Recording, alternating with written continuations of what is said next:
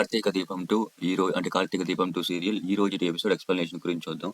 ఈ రోజు అంటే నవంబర్ 24వ తేదీ 2025 సంవత్సరం. ఈ రోజు ఎపిసోడ్లో ఏం జరిగిందంటే అంటే ఇంకా స్వప్న అయితే అంటే కాశీ మీద కోపంతో ప్రసాదం పెట్టయితే వచ్చేసిన తర్వాత అయితే ఇంకా వెనకాల కాశీ కూడా వస్తాడు. ఇంకా స్వప్న అయితే నిలబడి ఉండేది కోపంతో. అప్పుడు కాశీ మాట్లాడతాడు, మన మధ్య ఉంచచ్చు కదా, ఎందుకు అందరికి తెలిసేటట్టు మాట్లాడుతున్నావు, అందరికి తెలిస్తే మనకేం వస్తుంది, మన మధ్య ఉంచు, మనమే సమస్య తీర్చుకుంటాం కదా, అందరికి ఎందుకు తెలియటం అని అయితే కాశీ అంటా ఉంటాడు. స్వప్న అనేది అంత భయం ఉన్నాడు, ఎందుకు అదో అలాంటి మోసం చేయడం నేత అంటా అనేది స్వప్న అయితే. అంతలోకి కార్తీక్ అయితే వస్తాడు. కార్తీక్ వచ్చి మీ మధ్య పెట్టుకోవడం ఏంది, అసలు మీ మధ్య ఏం జరుగుతుంది, అసలు మీ మధ్య మీకు అసలు ఎందుకు పడట్లేదు, ఏంది కారణం అనేది అడుగుతాడు. అప్పుడు కాశీ ఏం లేదు అంటే అదేదో ఒకటే మాట్లాడుకుంటున్నాం కానీ ఏమీ లేదు అనేది చెప్తా ఉంటాడు.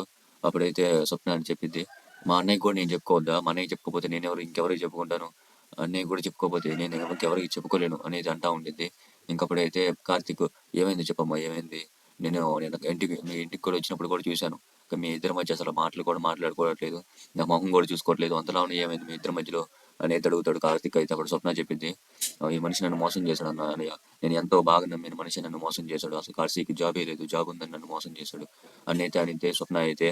ఇంకప్పుడైతే కార్తీక్ అయితే దిమ్మ తిరిగిపోయింది.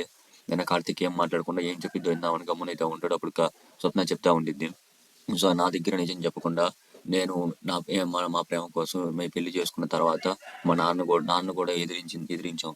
అలాంటప్పుడు నాన్న కూడా నేను ఎదిరించినప్పుడు తన కోసం నాకు నిజం చెప్పకుండా నాన్నకు నిజం చెప్పాడంటే నా మీద ఎంత నమ్మకం లేదు, అసలు నాకు నిజం దాచిపెట్టడమే నచ్చదు, నాకు చిరాకు, నీకు తెలుసు కదన్నయ్య, అలాంటప్పుడు నేను ఈ మనిషిని ఎలా అంగీకరించను, అసలు అలాంటప్పుడు నాకు ఈ మనిషి వద్దు, నేను అసలు పక్కన పెట్టేస్తున్నాను అనేది అనేది స్వప్న అయితే. కాశీ అయితే ఆశ్చర్యపోతాడు, ఎందులా అంటుందని అయితే.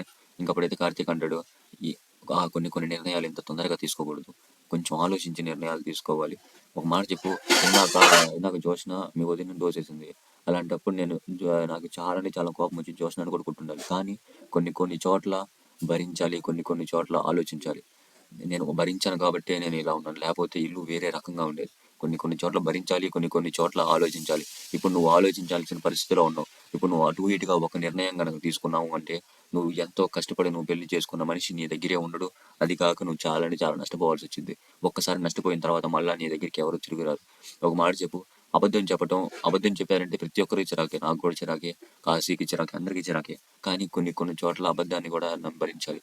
ఇప్పుడు కాశీ అబద్ధం చెప్పింది ఎందుకు, నువ్వు అంటే జాబ్ లేదని తెలిస్తే నువ్వు బాధపడుతున్నావు అనే కదా అబద్ధం చెప్పాడు, అయినా కానీ జాబ్ చేసుకోవడానికి ట్రై చేశాడు, కానీ ఈ లోపే తెలిసిపోయింది, కాబట్టి ఇప్పటికన్నా నువ్వు ఆలోచించి కొంచెం కాశీని క్షమించు అని అయితే కార్తీక్ అయితే చెప్తాడు. అప్పుడైతే కాశీ అంటాడు, నువ్వు ఒక్కడే బాబు నన్ను అర్థం చేసుకుని దండం పెట్టాలి అని అయితే అంటాడు కాశీ అయితే. అప్పుడు కార్తీక్ అంటాడు, నేనేం నేను సపోర్ట్ చేయట్లా, అసలు భార్యకి నిజం చెప్పకపోవడం ఏంది, భార్య భర్త ఒకటే, అలాంటప్పుడు నువ్వే మోసం చేసుకున్నట్టు భార్యకి నిజం చెప్పకపోతే, అలాంటప్పుడు భార్యకి నిజం చెప్పకుండా ఇంకెవరికి నిజం చెప్తావు, ఏదో ఇద్దరికి తెలియకుండా కాపురం చేయడానికి కాదు పెళ్లి అంటూ చేసింది, ఇద్దరు ఒకే విధంగా ఉండటానికి, ఒకరి కష్టం ఒకరు పంచుకోవడానికి పెళ్లి చేస్తారు, కాబట్టి ఎప్పటికైనా కానీ ఇప్పటి నుంచి అయినా కానీ ఇద్దరు కలిసి ఉండండి, ఒకరిని నిజాలు దాచిపెట్టుకోవడం వల్ల చాలా నష్టాలు కూడా వస్తుంటాయి, కాబట్టి ఇప్పటికైనా నా చెల్లిని అర్థం చేసుకొని బతకండి అనేది కార్తీక్ అయితే కాశీకి అయితే చెప్తాడు. ఇంకా ఈ లోపే ఇంకా దాసు కూడా వస్తాడు. దాసు వస్తాడు. ఇంకా వచ్చినప్పుడు ఇంకా కాశీ అంటాడు, నాన్న మీరు ఎప్పుడు వచ్చారు అని అనగానే, నేను ముందరే వచ్చాను, మీరు మాట్లాడుకునేటప్పుడే వచ్చాను, అన్నీ విన్నాను, నువ్వు అసలు కోడల్ని అసలు అలాంటి అబద్ధం ఎలా చెప్పగలిగావు అనేది అనగానే, క్షమించినాను, సారీ అనేది అంటాడు. ఇప్పుడు నిజం తెలుసుకున్నావు కదా నువ్వు, అంటే నీకు అప్పుడు నువ్వు తెలుసుకున్నావు కదా, అలాంటప్పుడు సారీ అడగాల్సినంత అవసరం లేదు, కాబట్టి ఇప్పటి నుంచైనా కోడల్ని బాధ పెట్టకుండా బతుకు అయితే దోశ అయితే అంటాడు కాశీతో. ఇంకా కాశీ కూడా సరే అని అంటాడు. సరే కోడల పిల్లలు నువ్వు వెళ్ళని అయితే ఇంకా స్వప్నకి అయితే చెప్తాడు. స్వప్న కూడా వెళ్ళిపోయింది. వెనకాల కాశీని కూడా వెళ్ళమంటారు. ఇంకప్పుడైతే ఇంకా కార్తీక్తో దాస్ అంటా ఉంటాడు, నాకు ఏం దిగులు లేదు, నాకు దిగులంతా దీప గురించి, ఇంకా ఎన్నాళ్ళు నాకు కూతురు నువ్వు భరించాలడు, ఇంకా ఎన్నాళ్ళు భరించాలి అనేది దాసీత అంటా ఉంటాడు. అప్పుడు కార్తీక్ అంటాడు, ఎంతో కాలం కాదు మావయ్య, కాస్త కొంచెం కాలమే, నేను ఇంకొక దాన్ని సరి చేయాల్సి ఉంది, అదేంటంటే మా అమ్మని మా నాన్న దగ్గర చేయాల్సిన అవసరం ఉంది, మా అమ్మ అందరూ ఉన్నా కానీ ఎవరు లేనట్టు ఒంటరిగా బతుకుతుంది, దాన్ని నేను సరి చేయాలి, మా నాన్న దగ్గరికి తీయాలి అని చెప్తా ఉంటాడు. ఇంకా అక్కడి నుంచి కట్ చేస్తే ఇంకా కాంచన అయితే అంటే తులసి చెట్టు దగ్గర ఉండి దండం పెట్టుకుంటా కోళ్ళకి బాగున్నారని దండం పెట్టుకుంటా ఉండేది. ఇంకా ఆలోపే ఇంకా శ్రీధర్ అయితే వస్తాడు. శ్రీధర్ వచ్చి, ఎందుకు బాధపడుతున్నావు అంతలా ఉన్నా కోళ్ళ గురించా అనేది అంటాడు.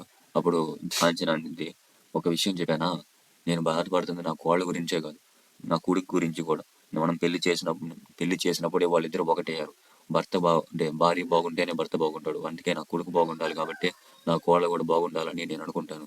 చాలా మందికి ఈ విషయం తెలియక కోడలు ఎక్కువ దూరంగా ఉండాలి, అప్పుడే కొడుకు నాకు దగ్గరగా ఉంటారు అనుకుంటారు. కానీ ఎప్పుడైతే కోడల్ని కూడా బాగా చూసుకుంటాం అప్పుడే కొడుకు కూడా బాగుంటాడు అని అయితే కాంచన అయితే చెప్తా ఉండే శ్రీధర్కి. అయితే అప్పుడు శ్రీధర్, నువ్వు చెప్పిందే నిజం అనుకుందాం, నేను ఇప్పుడు ఒకటి అడుగుతాను, అలాంటప్పుడు నువ్వెందుకు నన్ను దూరం చేసుకున్నావు అని అయితే శ్రీధర్ అయితే అడుగుతాడు. అప్పుడు కాంచన చెప్పింది, కొన్ని కొన్ని పరిస్థితుల్లో మౌనమే సమాధానం అని అయితే కాంచన అయితే చెప్పింది. అప్పుడు శ్రీధర్ చెప్తాడు, కొన్ని కొన్నప్పుడు చేదలే సమాధానం అనేది శ్రీధర్ అయితే అంటాడు. ఆ మాట ఎందుకు అంటాడంటే, కాంచన అయితే ఏడుస్తూ ఉంటుంది. ఆ మాట చెప్తున్నప్పుడు ఏడుస్తూ ఉన్నప్పుడు ఇటు అనగానే బొట్టు అయితే చెరిగిపోయినప్పుడు ఇంకా శ్రీధర్ అయితే మాట చేతలే సమాధానం అని వెళ్ళి బొట్టు తీసుకొని, తొలికి చెట్టు దగ్గర బొట్టు ఉంటుంది కదా, అది తీసుకొని కుంకం తీసుకొని నుదుటి మీద అయితే పెడతాడు. కాంచనకి ఆ లోపే ఇంకా కావేరి కూడా వచ్చింది. కావేరి రాగానే అయితే ఇంకా ఇద్దరైతే కంగారు పడుతూ ఉంటారు. అప్పుడు శ్రీధర్ కావేరికి చెప్తాడు, బొట్టు చెరిగిపోయింది అందుకే బొట్టు పెట్టాను, అది ఏమి లేదు అని అయితే అంటాడు శ్రీధర్. అయితే అప్పుడు కావేరి అయితే, నాకెందుకు సమాధానం అంటే నాకెందుకు సంజయ్ చెప్పుకున్నారు, అక్క బొట్టు పెట్టారు దాంట్లో ఏముంది, నేనేమనుకోను, అలా అని ఏమనుకోను నేను అని అయితే కావేరి అయితే అంటా ఉండిద్ది. ఇంకా అప్పుడే కాంచన కూడా కంగారు పట్టడం కొంచెం అయితే తగ్గిద్ది. ఇంకప్పుడు శ్రీధర్ అయితే, మీరు వెళ్ళండి నేను తర్వాత వస్తాను అని అయితే చెప్తాడు కావేరికి. అయితే కావేరి ఇంకప్పుడు కాంచన, మీరు కూడా వెళ్ళండి అని అయితే అంటా ఉండిద్ది. అప్పుడు కాంచన చెప్పిద్ది, ఏమనిద్ది అంటే, నా కోళ్ళకి ఏం కాదులేండి, మీరు వెళ్ళండి, నా కోళ్ళకి ఏం కాదులే అని అయితే అంటా ఉండిద్ది. అప్పుడైతే అప్పుడు శ్రీధర్ అంటాడు, మీ కోళ్ళకి ఏం కాదులే, నేను కాసేపు ఉండి వెళ్తాను అనేది శ్రీధర్ అయితే అంటాడు. అప్పుడు కావేరి అంటా ఉండేది, మీ కోళ్ళు ఏంది, మాకు అంటే మా తన కోళ్ళు కూడా కదా, అంటే మా ఆయన కోళ్ళు కూడా కదా అని అంటా ఉంటుంది. అప్పుడు ఇంకా పారిజాతం కూడా వచ్చింది. పారిజాతం వచ్చి ఇద్దరు భార్యలు ముద్దులు ముగ్గురు కమ్మగా హాయిగా ఉన్నట్టున్నాడే, ఎంతైనా కానీ ఇద్దరు భార్యలు కదా, ఆ మాత్రం ఉండిద్దిలే, ఇద్దరు అక్క చెల్లిలా కలిసిపోయినట్టున్నారే, ఇంకే సమస్య రాదులే నీకు, ఇంకే సమస్య ఉండదులే అయినా కానీ ఇద్దరు కలిసిపోయారు కాబట్టి నువ్వు కూడా ఇద్దరితో ఇంకా ఉండొచ్చులే అని అయితే ఇంకా పారిజాతం అయితే అంటా ఉంటుంది. అప్పుడు కావేరి అనేది, అందరూ ఒకటైతే నువ్వు మాత్రమే ఒకటి, అందరూ దీప కోసం బాధపడుతుంటే నువ్వు మాత్రం ఈ అందరూ ఎలా ఉన్నారు ఏంది అని అయితే బాధపడతా ఉంటావు, అవసరం నీకు అంతా అనేది కావేరి అయితే అంటా ఉండిద్ది. ఇప్పుడు పారిజాతం అనేది కావేరితో, ఏంటి ఇప్పుడు నేను చేస్తే తప్పు అంటావు ఇప్పుడు, తప్పు కాక ఇంకేంది అనేది కావేరి అయితే అనేది, అంతప్పుడు నన్ను ఎదిరించే దాని అయిపోయావా అని అయితే పారిజాతం అయితే అప్పుడు శ్రీధర్ అంటాడు. వందకి 99 దరిద్రాలు పక్కనోళ్ళు ఏం మాట్లాడుకుంటున్నారో దాంట్లో ఈలు పెట్టడం వల్లే వస్తుంది అని అయితే అంటా ఉంటాడు. ఇప్పుడు పారిజాతం అనేది, పక్కనోళ్ళు ఎవరు, మీరు నా అల్లుడే కదా, నువ్వు నా కూతురు కదా కాంచన అని అయితే అంటా ఉండిద్ది. అప్పుడు కావేరి అనేది, వాళ్ళు నీ కూతురు ఒక అల్లుడేలే, కానీ కొన్ని చోట్ల గమ్మునుంటేనే మంచిది అని కడుపు మంటతో తగ్గించుకుంటేనే మంచిది అనేది కావేరి అయితే అంటా ఉంటుంది. ఇంకా పారిజాతం అయితే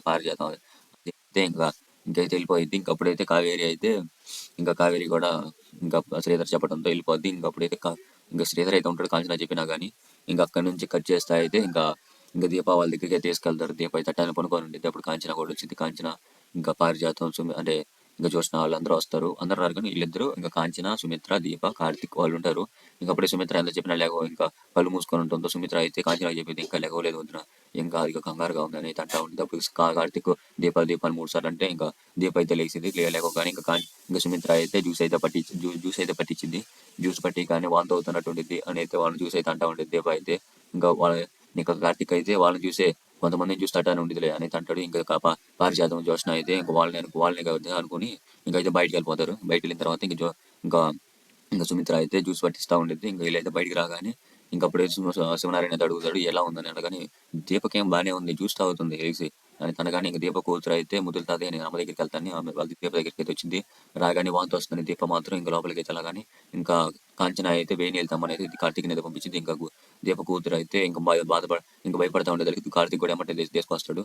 అప్పుడైతే కార్తీక్ ఇంకా శివనారాయణ అయితే అడుగుతాడు, అమ్మ వేణి వెళ్తామని దీపకు వాంతి వస్తున్నట్టు ఉండేదానికి, ఒకవేళ బాగా వికారంగా ఉండి ఉపవాసం ఉంది కదా దానివల్ల ఏమో అనేది కార్తీక్ అయితే అంటాడు. అలా అనుకోకూడదు, డాక్టర్ ఫోన్ చేయి అని అనగానే పారిజాతం ఉండాలా, ఎందుకండి తిన్నది అలా వచ్చిందిలే అని తను అప్పుడు శివనారాయణ అంటాడు, మనం మాట్లాడుకోవాల్సి ఉందిలే, నీకు జ్యోత్స్నకి సపరేట్గా క్లాస్ ఉంది, ఎందుకు బాధపడతారు, కాసేపు ఉండండి, మంచి గిఫ్ట్లే ఉన్నాయి మీకు అనేది శివనారాయణ అంటాడు. ముందలేదు నువ్వు డాక్టర్ ఫోన్ చేయను కానీ సుమిత్ర ఫ్రెండ్కి సుమిత్ర ఫ్రెండ్ డాక్టర్ అంటే దశరథ్ అయితే ఫోన్ చేస్తాడు.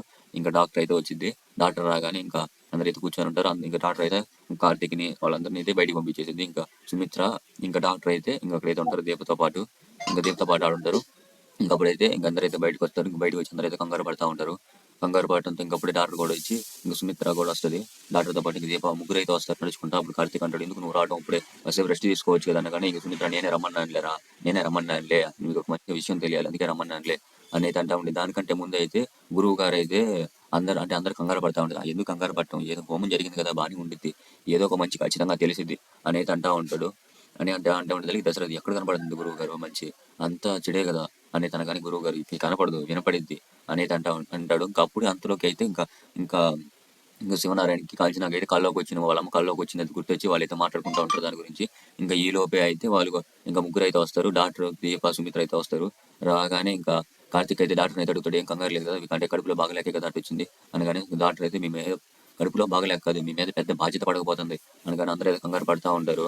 ఇంకా అప్పుడే కార్తిక్ బాధ్యత ఏంటి అని అడగానే ఇంకా డాక్టర్ అయితే అవును తండ్రి కావడం పెద్ద బాధ్యతే కదా అనగానే ఇంకా అందరూ సంతోషపడిపోతా ఉంటారు. ఇంకా అప్పుడైతే ఇంకా పారిజాతం ఇంక జ్యోత్స్న అయితే ఆశ్చర్యపోతా ఉంటారు, మామూలుగా ఆశ్చర్యపోరు వాళ్ళు మాత్రం. ఇంకా అప్పుడైతే అంటే జ్యోత్స్నకి దీపాకి కార్తిక్కి ముగ్గురు కలిపి ఒక క్లోజ్ అప్ అయితే అసలు ఈ రోజు సీరియల్ ఎపిసోడ్ అయితే ఇక్కడ దాకా అయితే అయిపోయింది. ఈ ఎక్స్ప్లెనేషన్ మీకు వచ్చింది ఖచ్చితంగా సబ్స్క్రైబ్ చేయండి, బెల్ ఐకాన్ ప్రెస్ చేస్తే సరిపోతుంది, ఆన్లో పెట్టుకోండి. అలాగే లైక్ బటన్ ప్రెస్ చేయండి, చాలా మందికి రీచ్ అయ్యి వాళ్ళకి కూడా తెలిసి అలాగే వాళ్ళ నుంచి నా వాళ్ళకి నచ్చి ఉంటే కనుక నాకు కూడా సపోర్ట్ దొరకడానికి కూడా ఛాన్స్ ఉంది.